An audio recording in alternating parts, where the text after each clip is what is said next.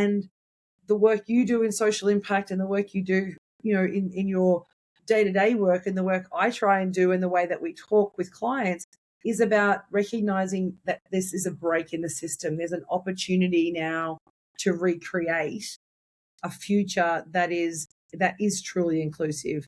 Whether you want to use reconciliation or inclusivity or diversity, whatever the words whatever platform you're sitting on at the moment, it doesn't matter.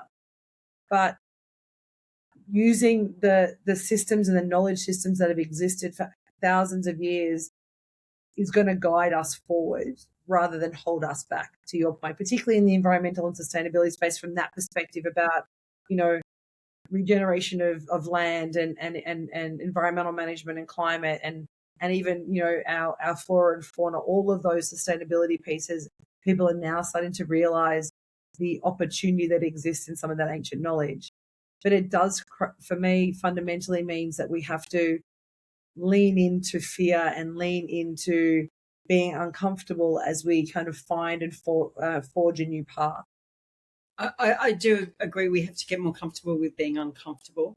I think that just means we're learning. That means we're growing, and that's a good thing. And I think we've been stunted for so long. And I think the evidence of things being broken is all around us.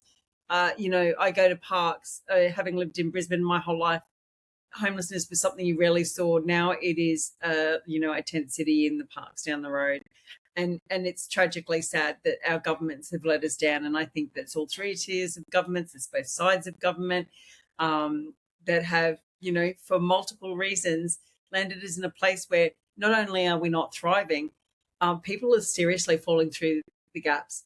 There's not enough permanent jobs for young people. There's not enough, and yet we're holding on to systems that support a way, to support this from happening, which outdated, archaic systems that no longer serve us, right?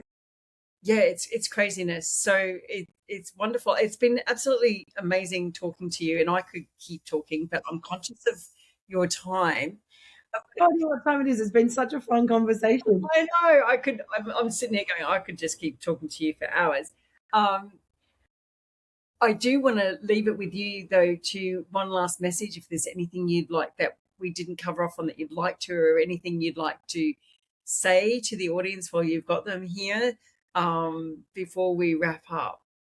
Look, I think I've been incredibly blessed with the experiences that I've had across my life. I've gone from, martial arts instructor, which is what I was going to become, in military, into corporate, into government, into running my own company. And I think the one message I think around this, probably two. One, I started with nothing. I literally had $40 in my bank account, give or take.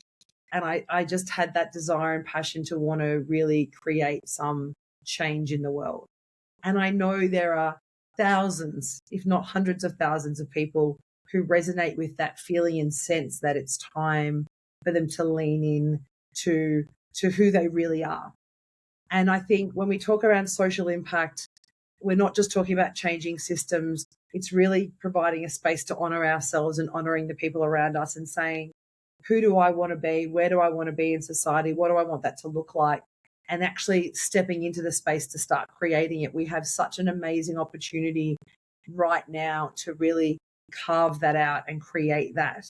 And in doing so, we'll end up creating a future that's definitely more connected, way more conscious or conscientious, and also more compassionate to all those things that you spoke about. And so that's the work that we like to play in, whether it's, from an Indigenous lens or just a mainstream society lens or a corporate lens.